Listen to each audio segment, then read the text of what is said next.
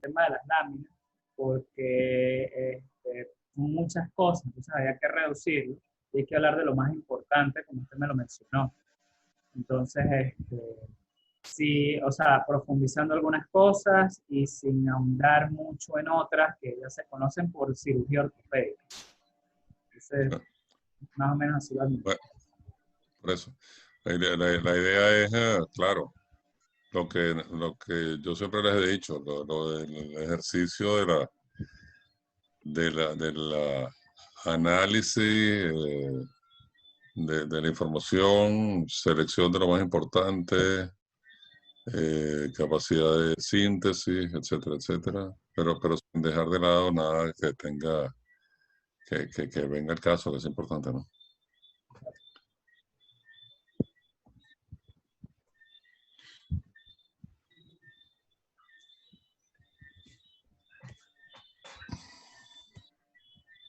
Buenas noches a todos, bienvenidos entonces a los seminarios de Oncología Ortopédica Venezuela. Estamos todavía recibiendo participantes en este momento. Agradecemos su presencia.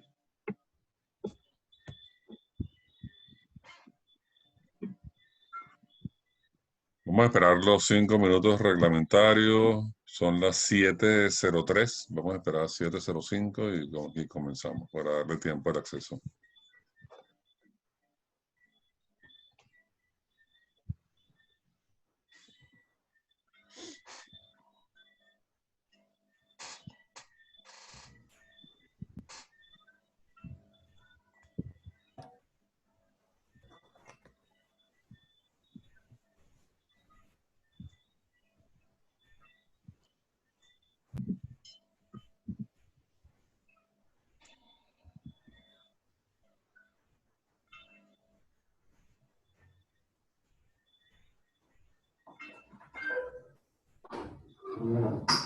Saludos al doctor Consuegra, doctor Carvalho. Dígame usted. Saludos al doctor Consuegra. El doctor Consuegra.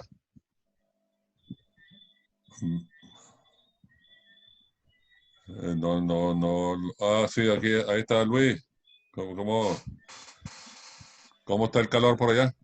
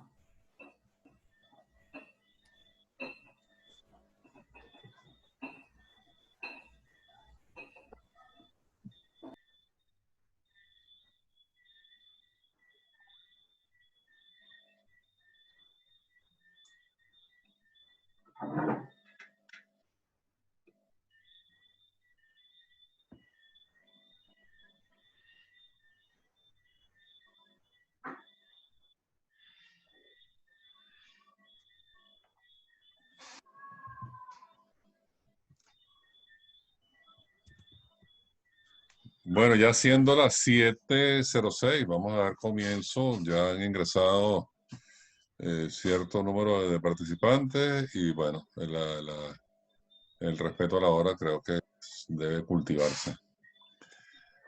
Bueno, bienvenidos a este seminario que yo considero tan importante porque aunque no tiene que ver estrictamente o directamente con el tema que nos atañe, es fundamental tener dentro de este programa de seminarios considerarlo, porque son precisamente los cuidados médicos del paciente, tanto en el preoperatorio, como en el transoperatorio, como en el postoperatorio. Nosotros nada ganamos con hacer una excelente cirugía si el paciente se nos infecta o se nos deshidrata o si eventualmente hace algún tipo de tromboembolismo que va a comprometer la vida. Y asimismo, el tema del manejo del dolor, que es tan importante en este tipo de pacientes.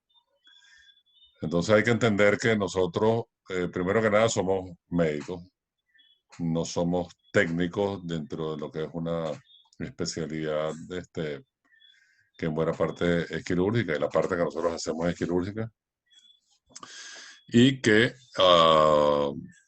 y que debemos tener presente eso, y también saber que el paciente que nosotros operamos, dado este tipo de patología, siempre debemos entender que es un paciente pues por muchos años.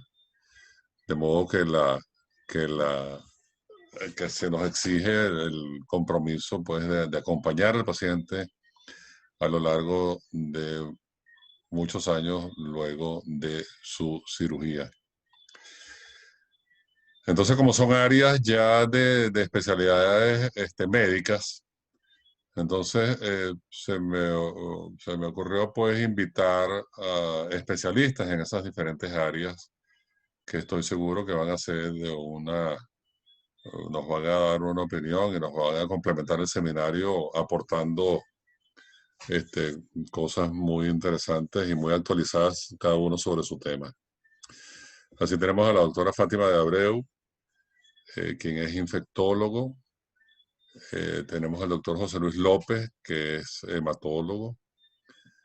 Tenemos a la doctora Mariela Hidalgo, que es algólogo. Ella es la encargada del tema de manejo del dolor. Y la doctora Alejandra Morales, que nos va a hablar sobre ese seguimiento postoperatorio en lo que se refiere a la rehabilitación. En el tema de cirugía ablativa, tuvimos la participación de Adriana Medina, que es fisioterapista, que trabajó mucho tiempo en nuestro hospital, en el oncológico Padre Machado. Pero ahí se refería más que nada al tema de rehabilitación de los pacientes amputados que han sufrido una cirugía ablativa de cualquier tipo. En este caso, la doctora Morales nos va a dar algún tipo de comentario en cuanto a lo que es el seguimiento del paciente desde el punto de vista de recuperación funcional luego de un evento quirúrgico. Entonces, de verdad que les agradezco mucho que nos estén acompañando en esta oportunidad, y estoy seguro que, bueno, el doctor Carlos Piper nos ha preparado un seminario, como de costumbre, de muy alto nivel, pero de todas maneras, dado que son áreas de especialidad, los especialistas tendrán algo más siempre que decir. Así es que, bueno, de una vez, bueno, recordarles que todos estos seminarios están siendo montados en nuestro canal de YouTube, Docencia en Oncología Ortopédica, que están allí a la orden para acceder o para suscribirse cualquier interesado. Así que bueno, de nuevo muchas gracias por su compañía y confío que este seminario les va a resultar de utilidad. Y con ustedes, el doctor Carlos Piper nos presentará su seminario. Gracias a todos.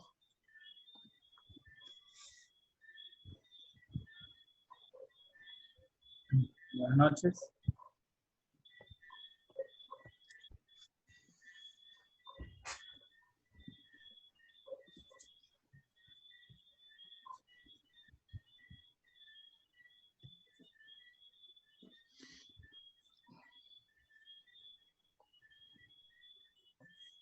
Bueno, buenas noches a todos los presentes. Reiterando nuevamente, gracias por acompañarnos en estas actividades que son de gran beneficio, tanto para los residentes en formación como para especialistas, y pues para mantenernos actualizados en todo lo que es académico. Hoy vamos a hablar de un tema que, si bien en nuestro temario tenía el nombre de manejo postoperatorio, discutiendo con el doctor Carballo, hablábamos sobre la importancia de llevar al paciente a quirófano, vigilar su transoperatorio y, obviamente, hablar del postoperatorio de este paciente. Entonces, este tema engloba, de una manera, si se quiere, sintáctica, la medicina perioperatoria del paciente en oncología ortopédica, del paciente con tumor óseo. El día de hoy vamos a hablar sobre el enfoque periquirúrgico del paciente con tumor óseo, qué necesitamos durante el transoperatorio, el enfoque postquirúrgico inmediato, mediato y tardío, y el seguimiento del paciente en oncología ortopédica. Temas que son indispensables, ya que una vez diagnosticado el paciente y habiéndole hecho su control local, hay que seguir a este paciente, ya que obviamente, como en cualquier otra cirugía, se puede complicar. ¿Cuál es la evolución de nuestro paciente desde que llega por primera vez hasta que se planifica su control local? El paciente acude a la consulta, se realiza una historia adecuada y un adecuado examen físico. Se solicitan los estudios paraclínicos de laboratorio, imagenológicos, sobre todo, recordemos que esta es la herramienta de oro para nosotros, los estudios de imagen. Seguidamente de esto, hay que hacer el diagnóstico definitivo de este paciente. Esto lo hacemos a través del reporte histopatológico. Y se deben, posterior a esto, depende de la lesión que aparezca, estadiar al paciente y una vez, al haber sido estadiado, tomar las decisiones y las conductas adecuadas. ¿Cuándo vamos a decir el control local? Depende si es un paciente con un sarcoma que amerite neoadyuvancia o no la necesite. El control local pues viene posterior a esto, de ser necesario. Entonces, ¿qué debemos tomar en cuenta para determinar el control local quirúrgico? Primero, determinar si es una cirugía de reconstrucción o una cirugía ablativa. Ya se hablaron de los criterios brevemente. La afectación del paquete, la posibilidad de resecar el tumor con márgenes sanos, la función y la cobertura de partes blandas. Posterior a esto, pues, hay que informar al paciente, después de estadiado, educando al mismo y haciéndole entender cuál es el mejor tratamiento que se le puede aplicar a esto. Recordando nuevamente, se le debe comentar al paciente, se debe programar reuniones entre él y pacientes que ya han sido intervenidos o que se les haya practicado cirugía ablativa para que tengan o entiendan un poco el contexto de lo que se están enfrentando. Esto se hace con un manejo en equipo completo, con el psicoterapista. Llama la atención que hay equipos a nivel mundial que tienen psicoterapeuta, especialista, ética, y previamente al paciente se le debe hacer una fase de prehabilitación. La prehabilitación es un concepto que se está utilizando para tratar al paciente oncológico, no solamente al paciente con tumor óseo, sino cualquier paciente oncológico está siendo tratado desde este punto de vista.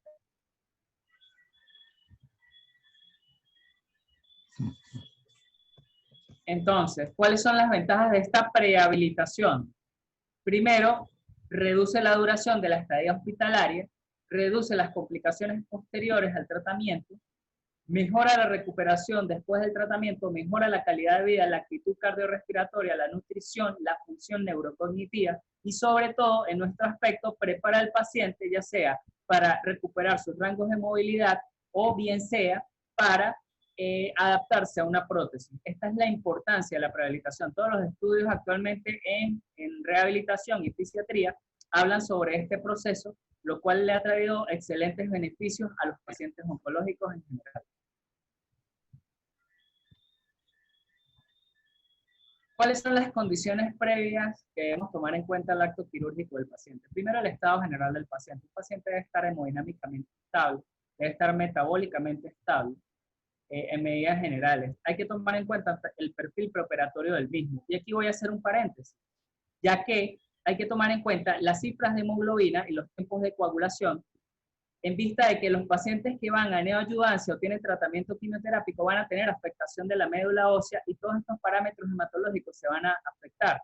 Entonces es importante tomar en cuenta esto y aquí pues se le hace un llamado a todo el equipo quirúrgico tanto cirujanos como anestesiólogos y todo el equipo que conforma el área de quirófano, que debemos evaluar muy bien el paciente oncológico.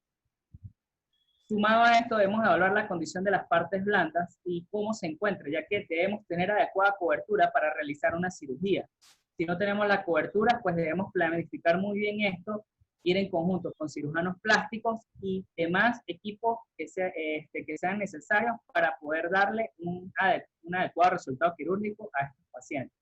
Es importante tomar en cuenta los efectos de quimioterapia y radioterapia. Como lo mencioné, la quimioterapia afecta la médula ósea y afecta a múltiples sistemas, y la radioterapia afecta localmente a los pacientes. Aquí podemos evidenciar una paciente que fue sometida previamente a una radioterapia, la cual se ven los cambios locales a nivel de la piel. Esto pues va a condicionar la cirugía y nos va a ayudar a planificar muy bien la misma.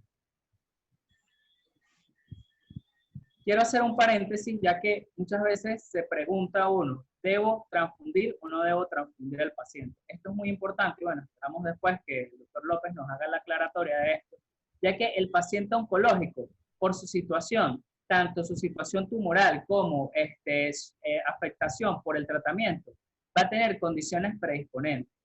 Este fue un estudio realizado por Gabriel Lord, donde él destaca 3 entidades o los 3 males previos a la cirugía o en los pacientes con disminución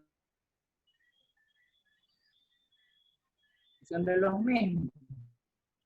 Determina, por así decirlo, 3 estadios. El primero es una anemia moderada severa preoperatoria. Esta condición en el paciente oncológico pues va a comprometer más su situación, ya que se habla de que un paciente con 8 gramos de hemoglobina por debajo va a aumentar su riesgo de morbimortalidad, y por cada gramo que descienda por debajo de esto va a aumentar en un 2.5%. Entonces él habla de esto como el primer mal.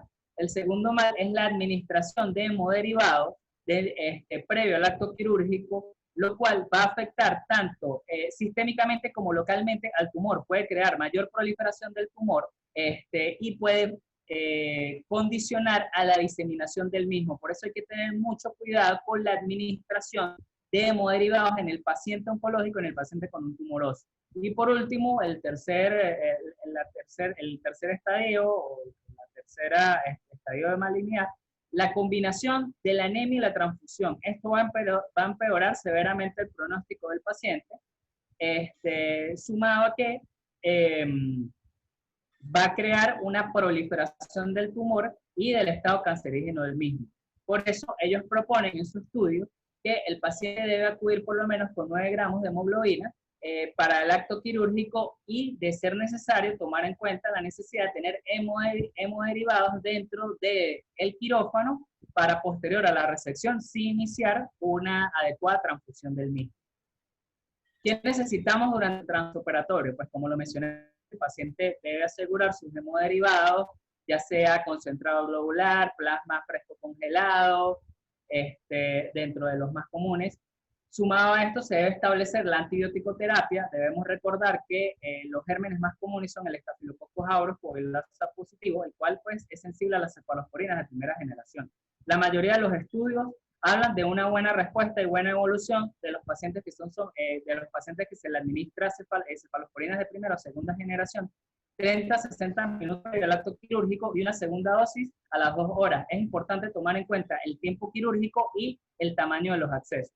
Asimismo, se va a hacer un adecuado control hemostático. Esto se puede hacer a través de torniquetes, pero el más importante es a través de la técnica quirúrgica.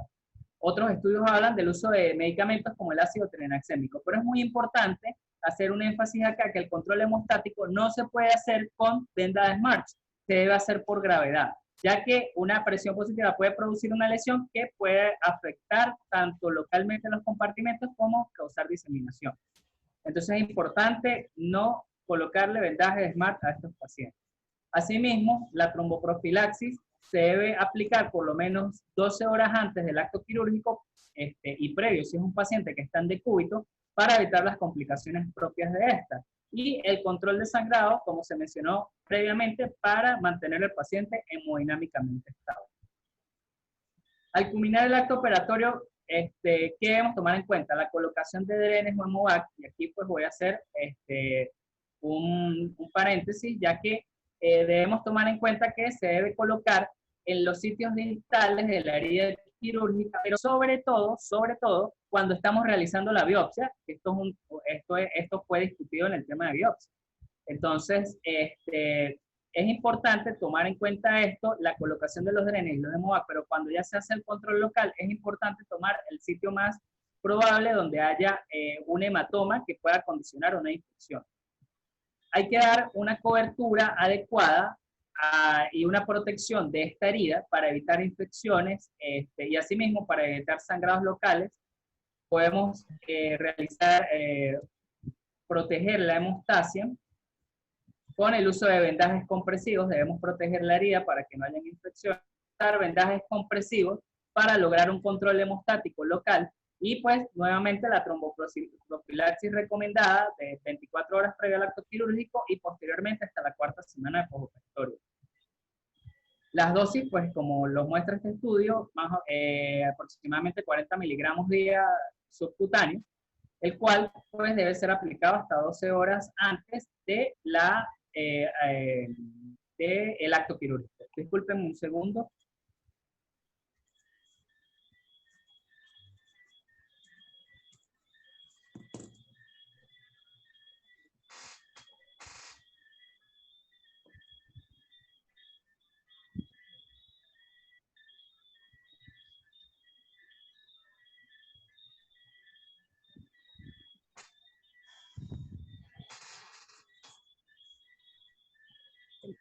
Bueno, continúo.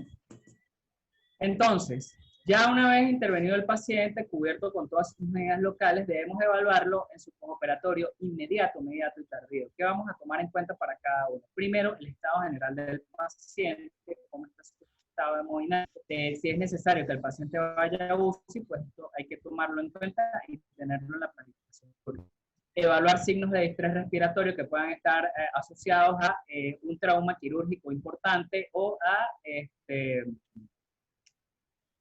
tromboembolismo pulmonar. Los signos de shock son importantes con el control hemostático, evaluar la antibiótico-terapia y el manejo del dolor. Es importante el manejo del dolor de estos pacientes, ya que sumado a su componente oncológico, la afectación de la cirugía ortopédica también va a ser fuerte en estos pacientes, ya que el dolor en extremidades o el dolor por fracturas en los huesos es extremadamente álgido.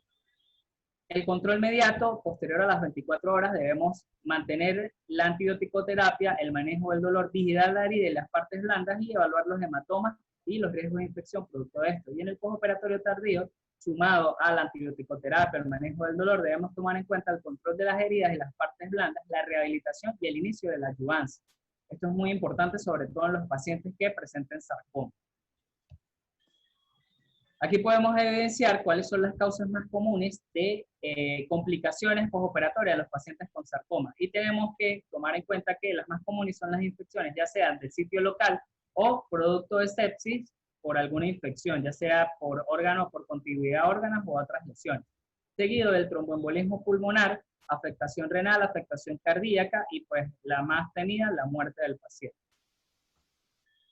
El manejo del dolor. Para esto hay que tomar en cuenta que se debe hacer en equipo y sobre todo con enfoque multidisciplinario, ya que el paciente oncológico necesita un manejo adecuado del dolor. Los estudios avalan la combinación de AINES con opioides, y sobre todo para los pacientes oncológicos. Sin embargo, hay que evaluar la resistencia a los opioides. Otros hablan del uso de antagonistas NMDA como la ketamina. Sin embargo, pues estos son medicamentos con los que tenemos que tener sumo cuidado, ya que pueden presentar otras alteraciones en el paciente. Es importante tomar en cuenta la anestesia transoperatoria, el tipo de anestesia, ya sea raquídea o sea general, ya que puede prolongar un poco más el postoperatorio inmediato, la anestesia del mismo, y pues mejorar el dolor. Ya cuando este dolor inicia, pues un poco más fuerte. Aquí podemos ver las dosis que se pueden administrar en los pacientes, sobre todo vía oral se le puede indicar a los pacientes oxicodona en combinación con otros tipos de analgésicos no esteroideos para potenciar un poco el dolor. La tromboprofilaxis pues se ha asociado que si no se colocan medicamentos tromboprofilácticos hay un 45 a 69% de riesgo de trombosis venosa profunda y tromboembolismo pulmonar.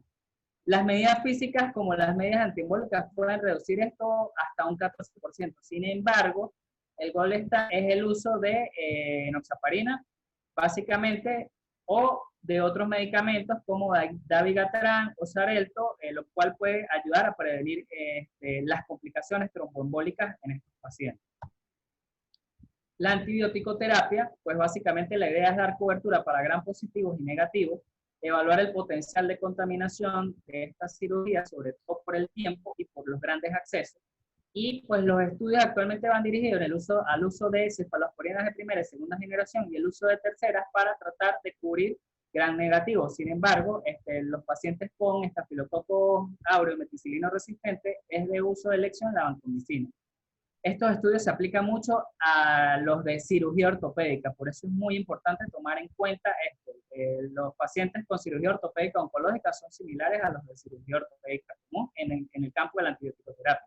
Tenemos el estudio PRIOR, que es uno de los estudios más actualizados y más aceptados, el cual habla de antibioticoterapia 5 días posterior al acto quirúrgico y antibioticoterapia preoperatoria, los cuales arrojan buenos resultados en los pacientes. Y el control de heridas para el cirujano pues es muy importante, ya que esto pues va a determinar el éxito de la cirugía, la prevención de complicaciones como infecciones y se le va a hacer un seguimiento adecuado al paciente, tomando en cuenta la necrosis que puede haber en los colgajos que se realicen.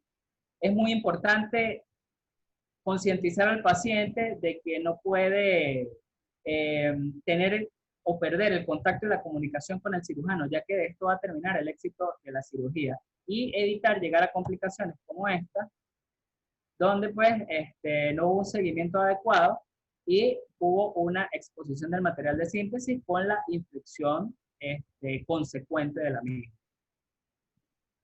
Con respecto al inicio de la adyuvancia, recordemos que la adyuvancia es iniciar quimioterapia o radioterapia posterior al control local quirúrgico, pues es importante tomar en cuenta que la quimioterapia debe iniciar a ya sea un osteosarcoma, un sarcoma de Ewing o un sarcoma de partes blandas. Y la radioterapia está indicada sobre todo en sarcomas de partes blandas, pero es muy importante tomar esto en cuenta, hay que esperar la mejoría de las mismas, ya que si no hay una adecuada evolución de la herida quirúrgica, podemos complicar el resultado final de la cirugía de este paciente. Aquí podemos evidenciar cómo hay una epidermolisis completa de los injertos que se colocan y de los colgajos como tal, producto de un inicio temprano de la radioterapia por falta de comunicación por parte muchas veces del equipo médico o de radioterapeutas hacia el cirujano, lo cual pues se toman decisiones sin consultar con el cirujano y pueden ocurrir estos eventos. Por eso es muy importante mantener la comunicación activa de todo el equipo quirúrgico, de todo el equipo tratante del paciente. Estos protocolos ya están establecidos en el NCCN y en las guías para sarcomas de hueso, el bone cancer, lo cual pues nos habla de cuándo iniciar efectivamente cada terapia adyuvante y la radioterapia. Es muy importante y hago hincapié en esto, evaluar las partes blandas del paciente para tomar una decisión. Y por último, la rehabilitación del paciente, que es lo que busca, fortalecer la musculatura, manejar el dolor, reintegrar rápidamente al paciente sus actividades y mantener los rangos de movilidad adecuados. También hay que tomar en cuenta la adaptación a los cambios que va a producir la cirugía de este paciente. Y esto debe ser realizado por un manejo en equipo con comunicación constante. Aquí podemos evidenciar a un paciente rehabilitándose, posterior o prehabilitando, fortaleciendo el cuádriceps y los movimientos activos del mismo para lograr adecuados rangos de movilidad y un fortalecimiento adecuado de él. Es importante tomar en cuenta que también con la prehabilitación y posteriormente la rehabilitación se debe hacer una adaptación a los cambios que vaya a presentar este paciente. Y por último, en lesiones que sean muy agresivas es importante la terapia ocupacional, ya que nos va a ayudar a que este paciente pueda incorporarse rápido a sus actividades, así tenga un sacrificio mayor de una extremidad. Por último, el seguimiento y el control es estricto en estos pacientes, ya que debemos evaluar la sobrevida y las complicaciones en el mismo. Si un paciente con un sarcoma, con una lesión importante, no sigue su control, es catastrófico. Se va a hacer una evaluación radiológica y se deben evaluar los resultados de rehabilitación del mismo y el seguimiento de ellos es con estudios de extensión para evaluar el control de la enfermedad, ya que tengamos una enfermedad estable o que haya una progresión de la enfermedad. Para llevar a casa, estos pacientes o los pacientes que presentan un tumor óseo meritan un manejo especializado y multidisciplinario con un equipo que se mantenga en constante comunicación. Es importante tomar en cuenta que el paciente con cáncer presenta disposiciones especiales que pueden condicionar el preoperatorio de los mismos y es indispensable un control expedito pre-tránsito operatorio para lograr los objetivos del tratamiento con éxito. Asimismo, el seguimiento debe ser estricto y se debe cumplir el tratamiento para evitar la progresión de la enfermedad. La bibliografía comentada y muchas gracias a todos por su atención.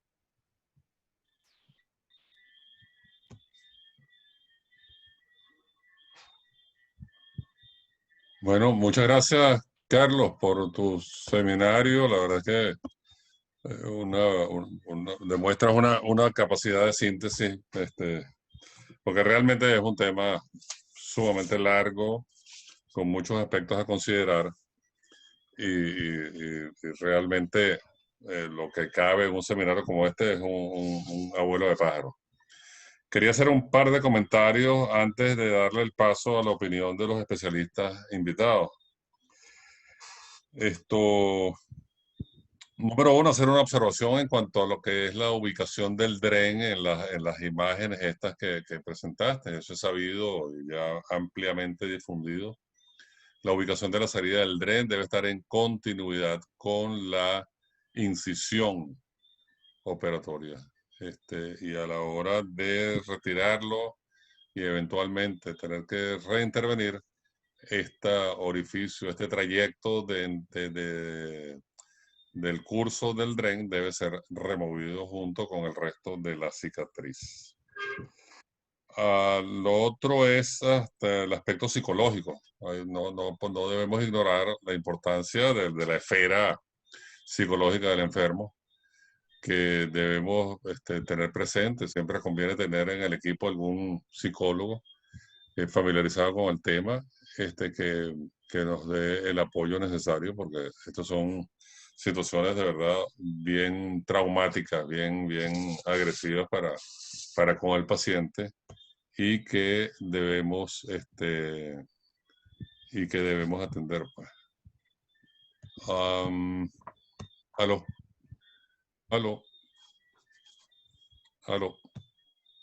Sí, doctor, se le escucha bien. Ajá, sí. Y lo otro es el compromiso con el paciente, que tal como mencionaba al comienzo, el paciente oncológico es un paciente que se casa con uno.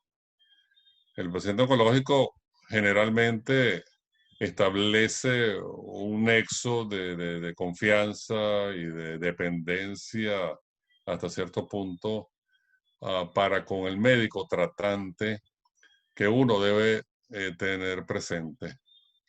Entonces, siempre uno debe estar disponible a atender las llamadas del enfermo y siempre debe procurar o hacer lo necesario para que el paciente se sienta que uno los está acompañando, que pueden contar con uno, que tienen nuestro apoyo, y eso es muy importante para darle seguridad, y eso evidentemente va a influir en su área psicológica, que sabemos que tiene que ver con el área inmunológica y que ciertamente va a incidir en la evolución más satisfactoria.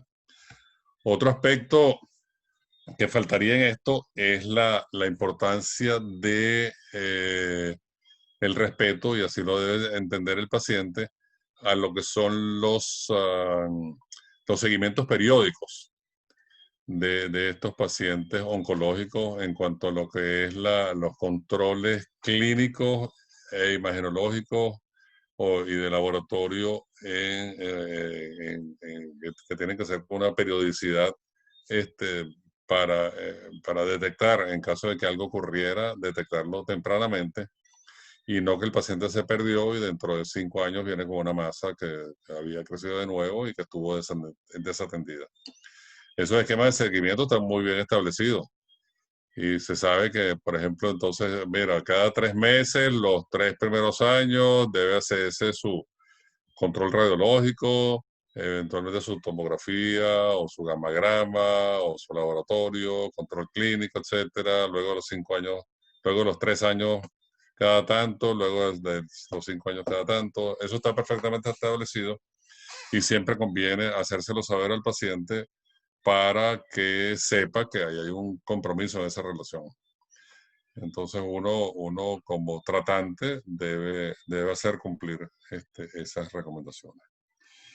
Bueno, entonces para aprovechar la presencia de los invitados, permítanme darle la palabra a la doctora Fátima de Abreu, infectólogo, que nos va a dar luces para evitar o tratar de evitar uno de los fantasmas a los cuales más le tememos, como es la infección durante el manejo postoperatorio de este tipo de pacientes. Por favor, Fátima, gracias por acompañarnos.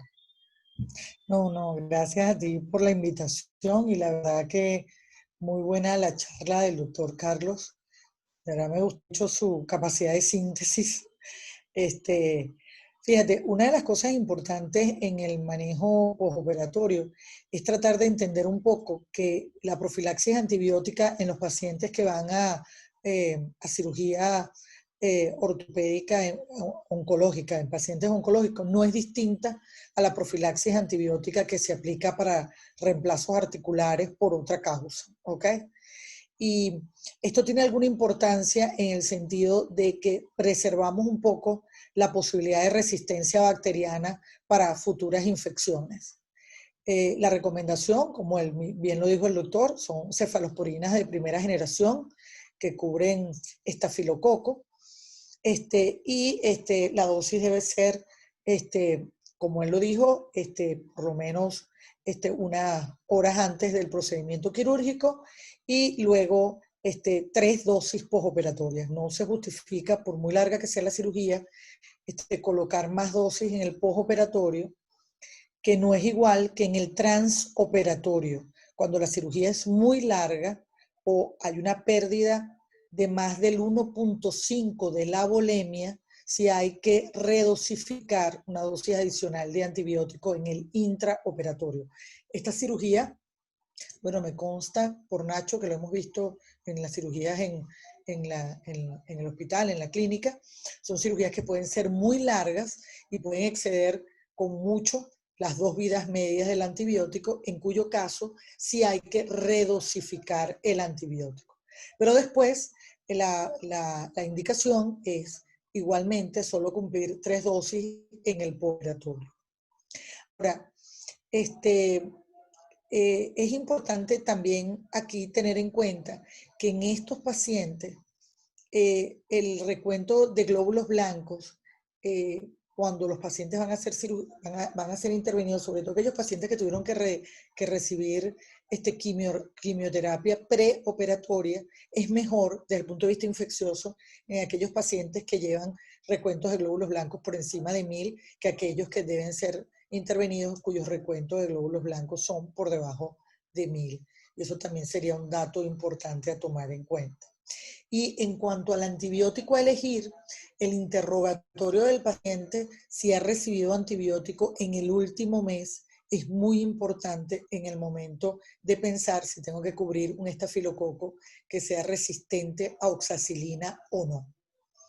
En aquellos pacientes que han recibido antibióticos previos, sobre todo antibióticos como las quinolonas, que hacen mucha selección para estafilococo resistente o cefalosporinas de primera antes de la cirugía, estos pacientes probablemente sean candidatos a recibir profilaxis antibiótica con un glicopéptido como vancomicina, linezolid, targocid, etc. Bueno, yo creo que en cuanto al manejo de la infección, otra cosa es que estaban hablando de los drenajes, es que los drenajes pueden ser también una fuente de infección, porque es una puerta de entrada, por lo cual la recomendación es retirar los drenajes lo más pronto que se pueda, siempre que clínicamente sea posible, ¿no? Lo ideal sería retirarlo en las 24 horas del postoperatorio, muchas veces no se puede, sino que hay que dejarlo más tiempo, pero de eso ser posible, sería lo ideal. En este tipo de cirugía estamos hablando de todas las cosas posibles para minimizar el riesgo de infección en estos pacientes. No sé si hay alguna otra cosa que quieras en particular que mencionemos en cuanto al riesgo de infección. Disculpa, Fátima, yo tenía una pregunta. Hola, Mira, en el hospital, cuando vamos a operar un paciente oncológico, entramos en un ambiente donde ya ha entrado cirugía de vías digestivas, cirugía urológica, ha habido cirugía urológica, ginecología y cirugías ginecológicas. O sea que digamos, el tipo de germen que está dentro del quirófano no es a lo mejor el que uno espera encontrar otro tipo de quirófano, ¿no? Yo no sé si en ese caso habría que pensar en cubrir para estafilococos y para enterobacterias, para gram negativos. Es lo que siempre ha sido mi duda cuando voy a entrar a un quirófano en el Padre Machado, donde ha habido cirugías de todo tipo, ¿no? Bueno, en teoría no, porque se supone que el quirófano entre cirugía y cirugía ha sido sometido a una desinfección, ¿verdad? Lo suficientemente para garantizarte que tú estás operando en un área completamente estéril, ¿ok? Entonces, eso, aunque haya metido una cirugía antes, todas las cosas que se hacen después deberían garantizar eso. Tú, no deberías tener que poner una cobertura antes por el pabellón. Esa no sería la indicación. Cosa muy distinta, por ejemplo, si tú vas a operar un paciente y el paciente tiene un urocultivo positivo para un bacilo gram negativo, ¿ok? En cuyo caso, en el momento de tú escoger la profilaxis antibiótica, tú le vas a colocar algo que cubra también ese bacilo gram negativo que tiene en la orina para garantizar que no vaya a ser una bacteremia y se siembre en el implante que estás colocando en ese momento. Pero no por el pabellón, porque las medidas de infección estándar de pabellón que garantizan que tú debes entrar en un pabellón que esté estéril, ¿okay? Si no, no podrías operar. Esa es la verdad, ¿no? Por eso no. Bueno, muchas gracias, Fátima, por tu aporte, que creo que ha sido bastante útil, dado la importancia que ese aspecto tiene. Bueno, otra cosa que nos preocupa mucho en el postoperatorio es el dolor. Estos pacientes son sometidos a cirugías bastante agresivas y por ende el dolor no se hace esperar. La doctora María Hidalgo es con quien nuestros residentes hacen una pasantía para que aprendan de este tema de manejo del dolor. Entonces, si la doctora Hidalgo, por favor, nos ayuda con este tema, si por favor pone su video y activa el micrófono. Gracias por acompañarnos, doctora Hidalgo. Sí, buenas noches a todos. Pensé que no iba a poder comunicarme o estar presente en la reunión porque me costó mucho, pero ya estamos aquí. Sí, el dolor es un aspecto bien importante y que muchas veces pues queda de lado entre toda la técnica, etcétera. Hay aspectos a considerar en un paciente cuando va a ser intervenido, entre otros lo que usted mencionaba, el psicológico, etcétera, y que además tenemos que pensar primero si es un paciente, cuál es su característica de personalidad, si es un paciente catastrófico en relación al dolor, a la situación de próxima operación, etcétera. A veces se habla también de edad, pacientes menores de 55 años podrán tener un poquito más de riesgo. También tenemos algunos otros aspectos como cirugías mayores, que en este caso estamos hablando de ello, las complicaciones que puedan haber postoperatorias, las técnicas de anestesia que se utilicen Y tenemos también pues pacientes que tengan antecedentes de dolor antes de la intervención. Ese es un riesgo bien importante que puede intervenir en que este paciente pueda tener un dolor postoperatorio importante, pero sobre todo pueda cronificarse el dolor en el tiempo, que es otro aspecto a tomar en cuenta. Es muy importante en pacientes que van a ser intervenidos y que, por ejemplo, van a ser amputados, que es uno de los aspectos bien comunes, entiendo, en la práctica de la parte ortopédica, es que nosotros tenemos que hacer también algo de analgesia preventiva, ¿ok? Eh, Antes de nosotros intervenir al paciente para tratar de prevenir dolores como el tipo neuropático. Hay algunas sustancias que se han usado para manejar neuromoduladores como la pregabalina o la gabapentina que pueden ayudar muchísimo, o antidepresivos tipo triptanol, que son bien importantes, que bueno, ahorita en este momento no tenemos en el país, pero que pueden ayudar mucho a prevenir el dolor post la amputación, ¿ok? Sería bien importante tenerlos en cuenta porque deberían darse con un tiempo más o menos de 15 días antes de la intervención. Luego, durante la intervención, pues tenemos el aspecto de hacer analgesia intraoperatoria.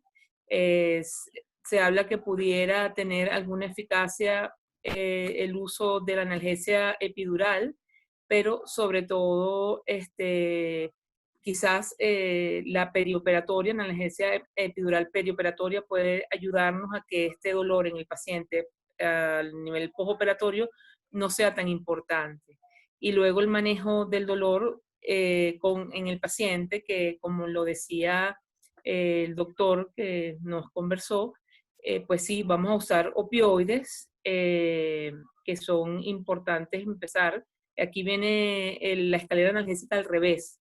En vez de, bueno, al revés en el sentido de que vamos a usar el tercero o cuarto escalón para el manejo del dolor, que serían los opioides potentes, y después vamos a ir bajando en esta escalera y vamos entonces a quedarnos con quizás o analgésicos opioides débiles como el tramadol, que puede ser una herramienta muy importante ya para el manejo ambulatorio y después de 3 más o menos 72 horas de que el paciente salió de la cirugía, que nos pueden ayudar, y los antiinflamatorios que obviamente deben estar presentes desde el momento que el paciente es intervenido, porque tenemos un componente inflamatorio muy importante que nos puede hacer sensibilización y al final poder favorecer un dolor postoperatorio que se pueda cronificar en el tiempo. ¿Ok? Eso sería como un poco un bosquejo, y posiblemente haya pacientes que puedan permanecer con dolor y debemos manejarlo en el tiempo, pues con algunos, con analgesia multimodal, como llamamos, teniendo diferentes medicamentos con diferentes mecanismos de acción para ayudar a que este paciente tenga controlado el dolor.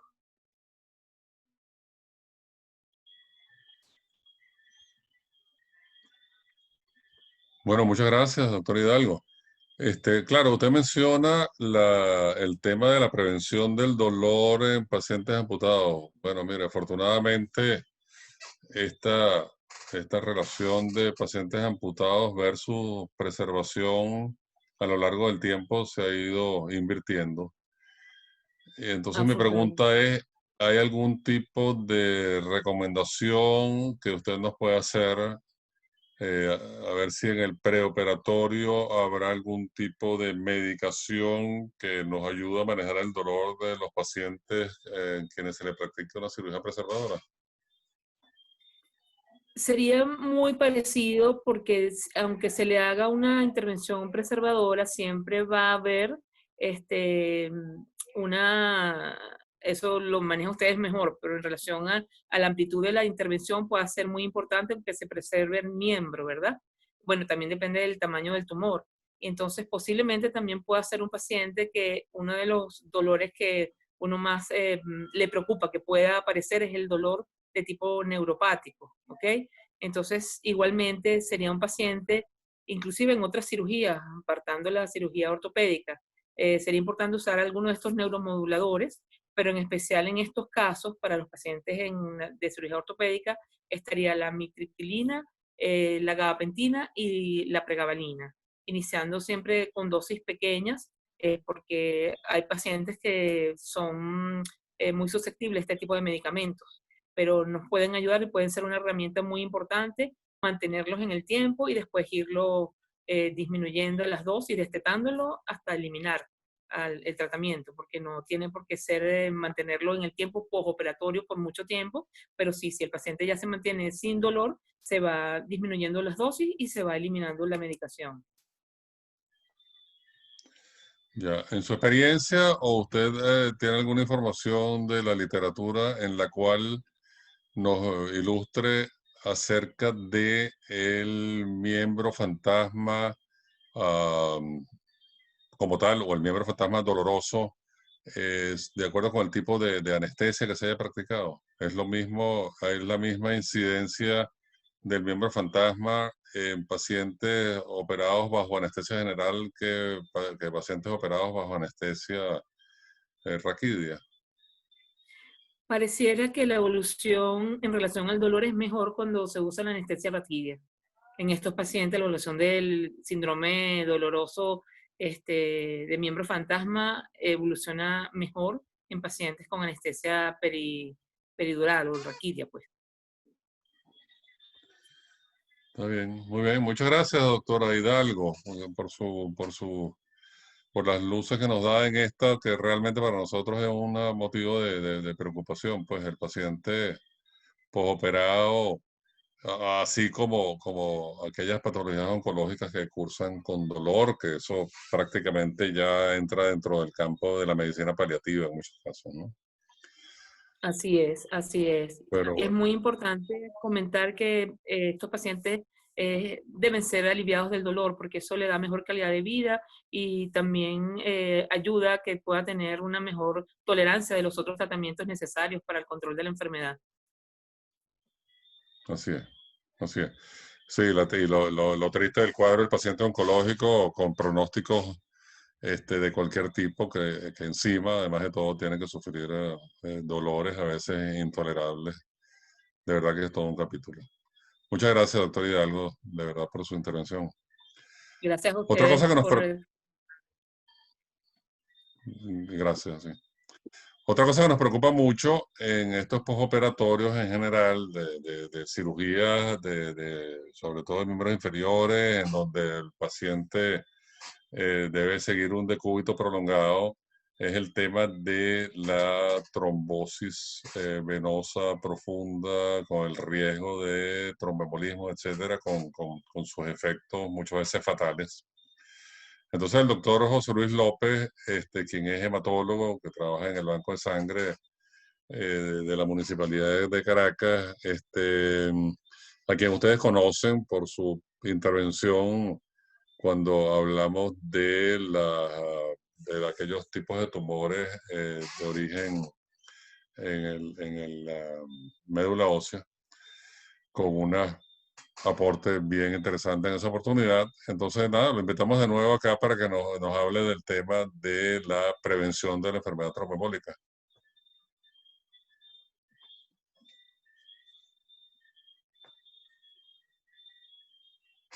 Adelante, doctor López.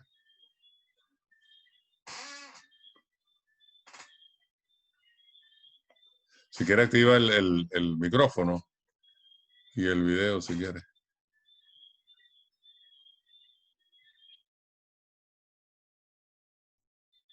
¿Aló? ¿Me oyen? ¿Se oye bien? Sí, perfectamente bien. ¿Se oye ahora? ¿Seguro? Sí, ¿Se oye? gracias.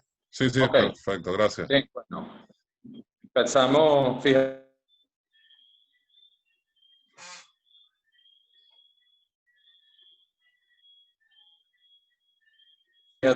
hay 4 puntos que yo anoté aquí en una hoja a través del seminario. Uno fue, voy a empezar por el punto de la transfusión.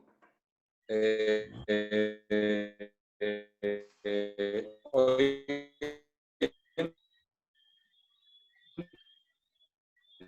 día en la cirugías oncológicas. Creo que tenemos un problemita de señal. Ser posible, porque no siempre es posible, tratar de no transfundir al paciente entre 6 que es importante. Pero ahí no, ¿aló? ¿No me oyen? Hay un problemita de señal. ¿Ahora? Mejor, pero un poquito inconsistente. Y ahora voy a cambiar un momento la conexión de Wi-Fi. Seguro, por favor.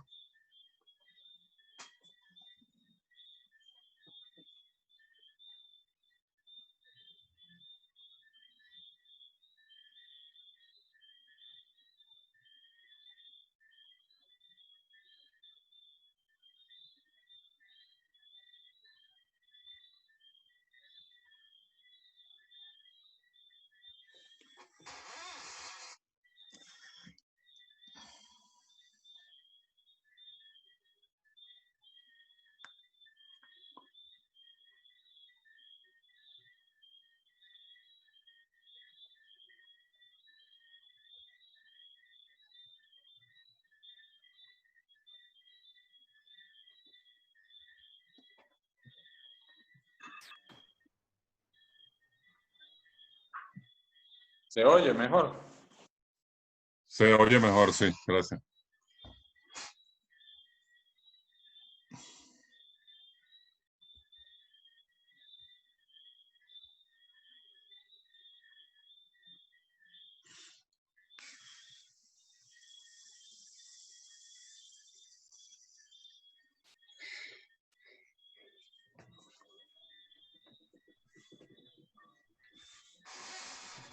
Doctor López está presente.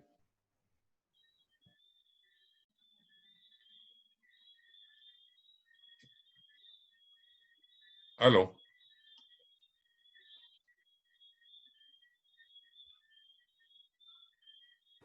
Doctor López tiene el micrófono apagado, si lo puede encender.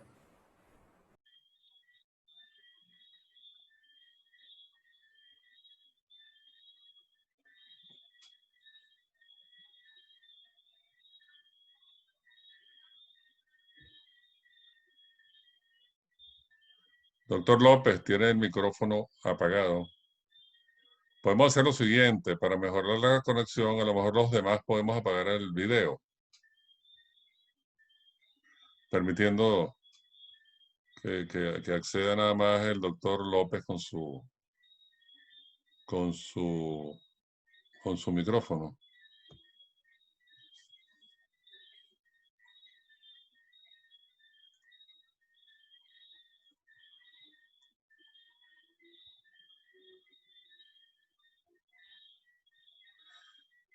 Bueno, quizás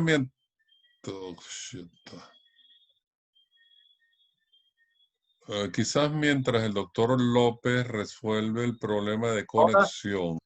No, no, mentira. Ajá, mejor quizás. Ya yo estoy conectado. Sí, Perfecto. ahora se oye mejor. Sí, seguramente que sí. Lo que voy a hacer, voy a eliminar el video para tener mejor conexión. Eso era lo que estaba sugiriendo. Ahora,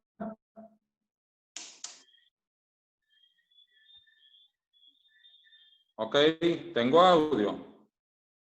Sí.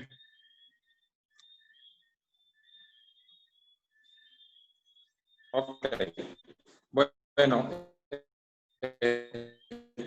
si me oyen bien, hablando de la transfusión, aunque no hay trabajo en tumores óseos, pero sí hay varias.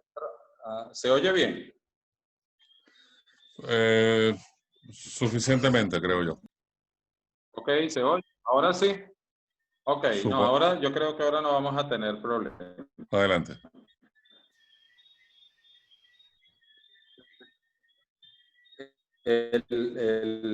Hablando de la transfusión, aunque no hay problema, aunque no hay trabajo reportado en tumores óseos, hay varias evidencias en enfermedad maligna, como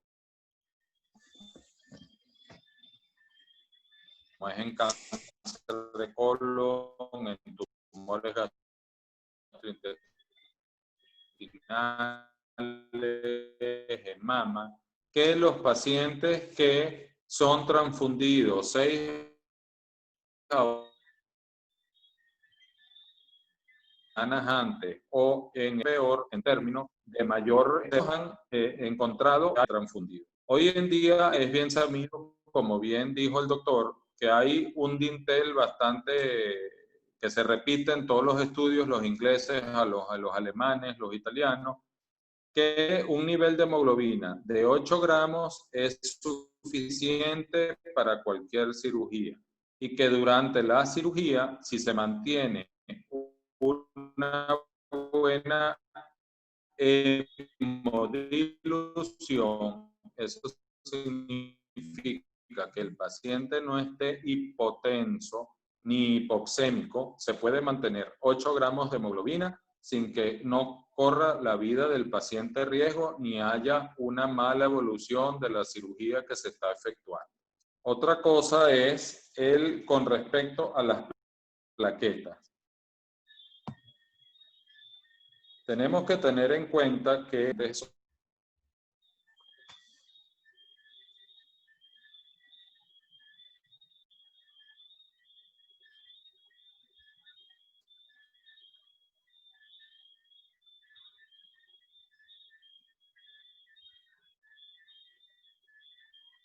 cirugías traumáticas o con gran volumen de daño tisular, pero además el tejido que se daña es tejido óseo. El tejido óseo tiene medio. Además,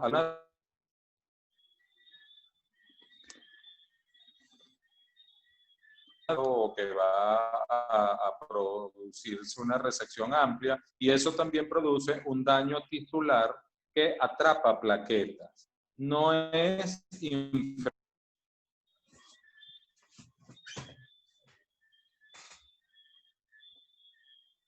Doctor López, la conexión está siendo muy inconsistente, con muchas interrupciones. No sé si hay manera de mejorar esta situación.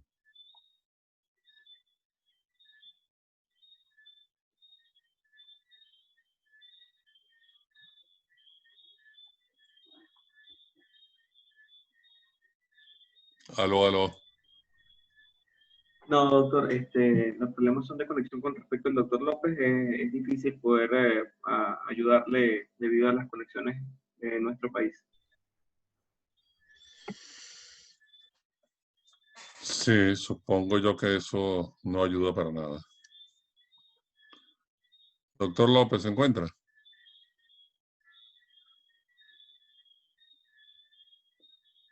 No, perdió conexión, doctor. Perdió conexión totalmente. Bueno, yo se me ocurre que con todo el respeto que el doctor López se merece, yo propondría darle la palabra a la doctora Alejandra Morales, quien es médico rehabilitador, en esa parte que es tan importante de lo que es la recuperación funcional del enfermo, del paciente postoperado. Y así le damos chance a que el doctor López resuelva los inconvenientes de conexión. Me disculpa el doctor López, que veo que se acaba de reconectar. Pero entonces le estaba yo dando la palabra a la doctora Alejandra Morales para dar oportunidad a ver si tu conexión puede mejorar, porque la verdad es que ha estado bastante interrumpida.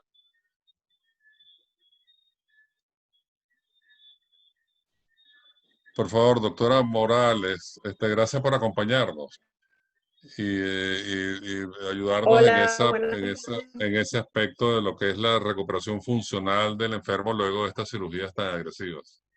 La doctora Morales trabaja en el Hospital Ortopédico Infantil, en el Departamento de Rehabilitación, y es una de las personas que nos ayuda a desarrollar nuestro programa de formación de los residentes del programa de oncología ortopédica con los residentes. Y entonces, bueno, con ella es con quien los residentes hacen su pasantía en esta materia. Así que muchas gracias por acompañarnos y por favor, díganos qué nos puede ilustrar de esa área tan importante. Buenas noches, doctor. Saludos a todos. Bueno, sí, fíjese. Lo primero que quería recalcar, ¿no? Es que siempre debemos tener como la concepción que cuando estudiamos nos dicen el humano es un ser biopsicosocial y eso nunca lo debemos perder. Quisiera que lo recalcáramos y que siempre lo tuviéramos en cuenta, sobre todo cuando hablamos de un paciente al que le estamos dando un diagnóstico que no es nada fácil. Creo que aparte de que a alguien le digan ahorita de 80 años que sea hipertenso y que tiene COVID, no hay nada peor que te puedan decir a que te den un diagnóstico de que tienes cáncer, ¿no? Entonces, bueno, una de las cosas que nosotros, o bueno, que yo quisiera que quedara bien claro aquí y que fuera algo a tomar en cuenta en un futuro básicamente inmediato, sería la implementación en nuestro país de lo que es de verdad la rehabilitación oncológica. Entonces, en la rehabilitación oncológica nosotros podemos dividir, bueno, este término fue acuñado, imagínense, desde 1972, pero en nuestro país básicamente nosotros no funcionamos. Entonces, ¿qué nos habla la rehabilitación oncológica? Nos habla de 4 fases en la que dividimos, la que muy bien nombró el doctor Carlos. La fase preventiva, que se trata de una prehabilitación a ese paciente que le estamos dando un diagnóstico para nada fácil y que aparte de lidiar con todo lo que esto conlleva, pues tiene que lidiar también con una parte psicológica, emocional y social muy fuerte. Entonces, ¿qué buscamos con esa prehabilitación? Primero que eso sería como el primer contacto con este paciente. A nosotros nos iría mejor si nosotros vemos un paciente antes de que el paciente sea operado, ¿ok?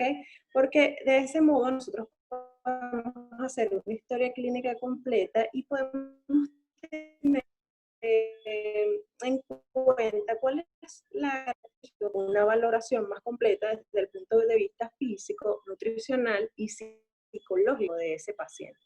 Entonces, bueno, creo que para nadie es un secreto que una de las principales causas de readmisión hospitalaria es precisamente que la condición preoperatoria del paciente. Entonces, si nosotros no de alguna forma habilitamos a este paciente antes de la cirugía, pues nosotros vamos a tener una serie de complicaciones que la lista es sumamente gigante y que podríamos evitarnos con tan solo una consulta previa al acto quirúrgico y sobre todo si tenemos por lo menos 1 o 2 meses en ese tiempo, nosotros pudiéramos tratar a ese paciente desde un punto de vista más profundo, inclusive si le podemos hacer alguna prescripción de ejercicios.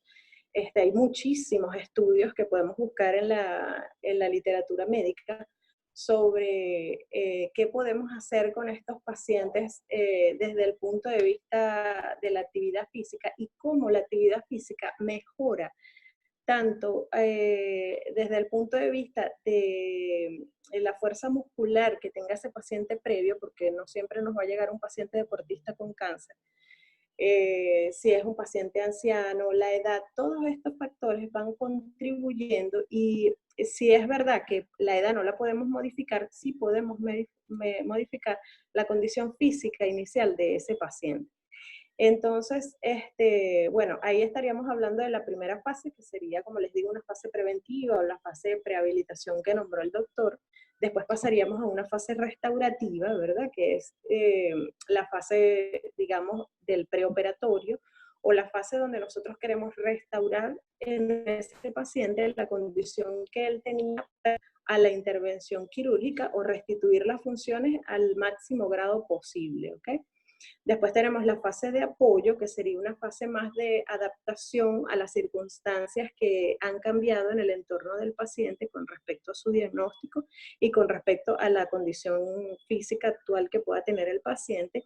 Y la fase paliativa, que sería la fase, digamos, en la que limitaríamos el impacto o cuando la enfermedad está muy avanzada, ¿verdad? Ahí limitaríamos el impacto de la enfermedad avanzada. Entonces, si nosotros actuamos en la primera fase o actuamos en un paciente antes del preoperatorio, nos ahorraríamos muchísimas complicaciones. Tendríamos un paciente con una mejoría muchísima más rápida de lo que normalmente nosotros vemos en los pacientes oncológicos.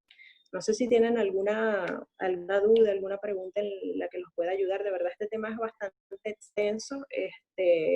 Sorprendida con lo resumido del doctor Carlos, de verdad que tiene mucha capacidad.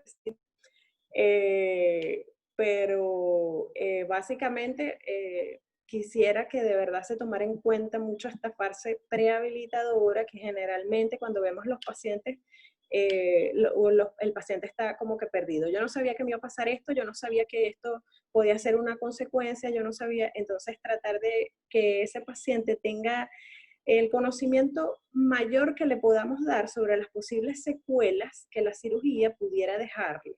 ¿Ok? Doctor, si tiene alguna pregunta o alguna otra persona.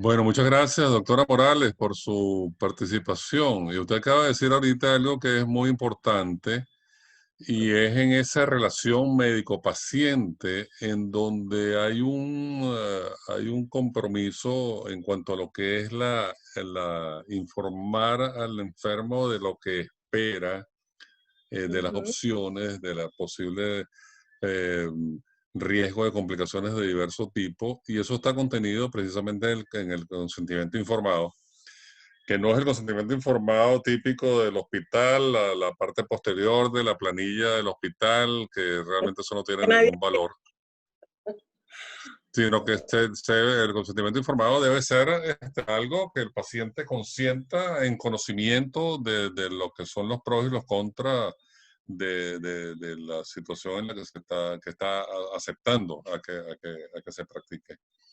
Así que, bueno, muchísimas gracias por su participación y bueno. No, gracias a ustedes por la invitación. Espero les haya servido de algo mi intervención. Seguro que sí, seguro que sí. Bueno, doctor López, lo veo acá de nuevo. Disculpa que haya yo tomado esa decisión de aprovechar el tiempo con la doctora Morales para darte chance a que resolviera el problema de conexión. Tranquilo, es que aquí la conexión es muy mala, pero Ya. creo que ahora Si sí quieres, tenemos una buena conexión. sí, te puedo pedir que comiences de nuevo, José Luis, por favor. Sí, claro. Pues, si me oyen ahora bien, yo tenía 4 puntos con respecto a lo que resumió el doctor, que hizo una buena síntesis. Voy a empezar con transfusión. Hay varios trabajos que demuestran que los pacientes que se transfunden van peor en términos de progresión del tumor y de metástasis y de complicaciones infecciosas. Y aunque no se han hecho trabajos en tumores óseos, hay bastantes trabajos en cáncer de colon, cáncer de mama y otros tumores gastrointestinales. Y bueno, podemos inferir que el tumor óseo no se va a comportar diferente. Es verdad que ustedes ven muchos pacientes que vienen de neoadyuvancia. Entonces reciben regímenes de quimioterapia intensiva que dan toxicidad de médula ósea y muchas veces es imposible no transfundirlos porque la mielotoxicidad necesita dar apoyo transfusional con glóbulos rojos o con plaquetas. Algo que es importante es el valor de hemoglobina. Los niveles de hemoglobina, y estos trabajos se hicieron con trasplante hepático, donde se vio lo que se llama hemodilución intensiva, que significa que el paciente, aunque vaya sangrando, mientras se mantenga el volumen intraoperatorio y no haya hipoxemia, perfectamente ningún riesgo de gramos de hemoglobina. Muy bien dijo el doctor que esa es una cifra mágica que se describen en todos los estudios clínicos de órganos y cirugía. Esa idea de que el paciente con 8 gramos de hemoglobina está isquémico, está hipoxémico y no va a cicatrizar o no va a ir bien, es falsa. Realmente los pacientes con hemodilución evolucionan mejor, y evolucionan mejor porque tienen una relación hemoglobina o masa roja y plasma más adecuada para evitar fenómenos trombóticos en el postoperatorio. Yo quedé, cuando se fue señal, era con la trombocitopenia. Muchas veces vemos trombocitopenia en estas cirugías en el postoperatorio, pero la trombocitopenia es secundaria a la coagulopatía que se produce por la manipulación y el óseo que contiene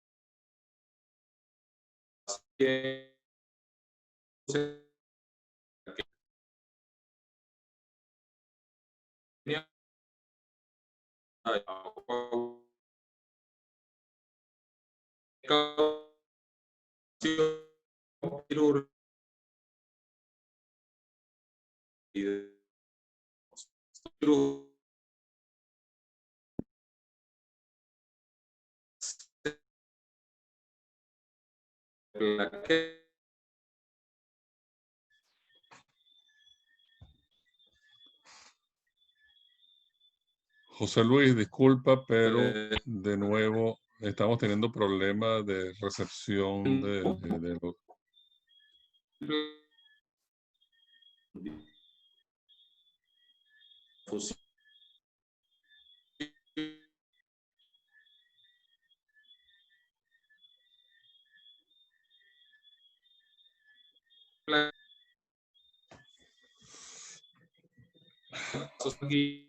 No.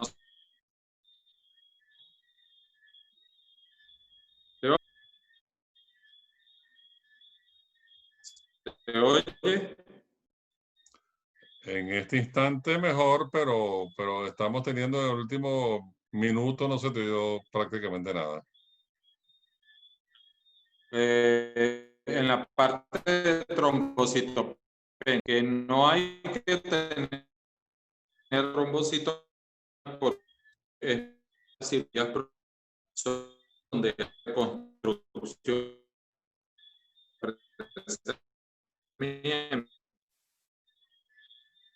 Hay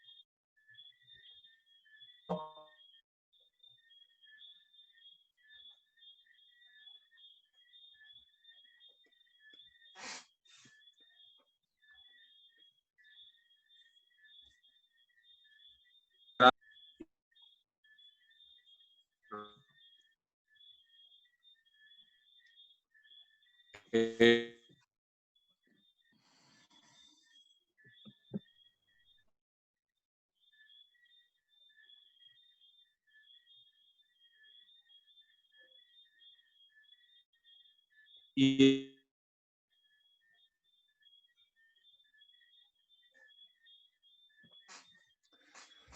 Bueno, José Luis, disculpa que te interrumpa, pero es que lamentablemente la internet está muy malo. Creo que nos estamos perdiendo de cosas sumamente importantes que tú nos estás queriendo enseñar y es lastimoso que esto esté ocurriendo. Hay una propuesta de invitarte a nuestro próximo seminario el jueves que viene, que es sobre metástasis, pero que te podemos dar una oportunidad para tú em, participar complementando este seminario de hoy, pero procurando tener mejor recepción de internet. Me están oyendo, ahora vuelvo a tener señal. Se oye muy mal, José Luis, disculpa. Se oye muy mal. Se oye muy mal. Cuando se te oye, se oye muy mal y pasamos momentos prolongados en que no se oye nada. Entonces, si tú aceptas esta propuesta, porque creo que lo que tienes por decir es sumamente importante, si nos puedes acompañar, por favor, el jueves que viene, que el tema es acerca de metástasis, pero sí creemos que esto que tienes para decirnos es muy importante. Y entonces, aunque la próxima semana esta intervención tuya no tendría mucho sentido, pero de todas maneras vamos a hacerlo así para que tengan la oportunidad, siempre tomando la previsión de una mejor señal. Señal, ok. ¿Cómo no? Los acompaño. ¿Me lo recuerdan? Sí, claro. Seguro que sí, seguro que sí. Oye, muchísimas gracias, doctor López. De verdad que esto es un aspecto sumamente importante, porque es un aspecto que realmente nos interesa como cirujanos tener conocimiento para poder tomar las previsiones, porque muchas veces pues ocurren las complicaciones porque simplemente no estamos al día en esos conceptos. Entonces yo creo que es sumamente importante lo que el doctor López tiene para decirnos. Entonces, quedan todos invitados para el jueves que viene para acompañarnos en el seminario sobre metástasis. Y allí le daremos oportunidad al doctor López para que por favor nos transmita lo que infructuosamente intentó hoy. Muchas gracias a todos por acompañarnos y nos veremos el próximo jueves. Que tengan buenas noches todos. Buenas noches. Buenas noches.